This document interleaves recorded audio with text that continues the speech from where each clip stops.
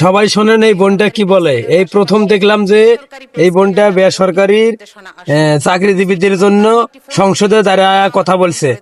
এই বোনটা জানি না কে, আল্লাহ পাক তাকে অনেক হায়াত দারাজ করুক। সবাই দেখতে থাকেন ভিডিওটা। আমি আশা করব যে সরকারি পে স্কেলের পাশাপাশি বেসরকারি পে স্কেলের ব্যাপারেও কিছু নির্দেশনা আসুক।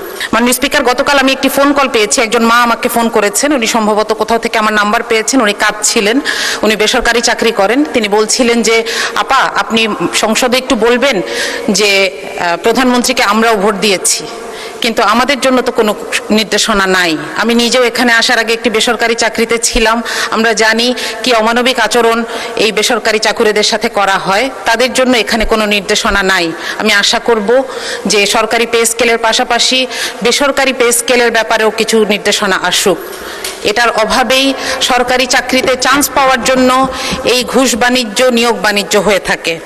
মাননীয় স্পিকার, আমরা এখানে একটি দুঃখজনক কথা বলতে চাই, সেটা হচ্ছে আমাদের প্রধানমন্ত্রী, আমাদের সবার প্রধানমন্ত্রী, বাংলাদেশের প্রধানমন্ত্রী, তিনি যখন একটি এআই জেনারেটেড ছবি দিয়ে একটি বিবৃতি দেন, তখন আমরা জাতি হিসেবে বিব্রত হই।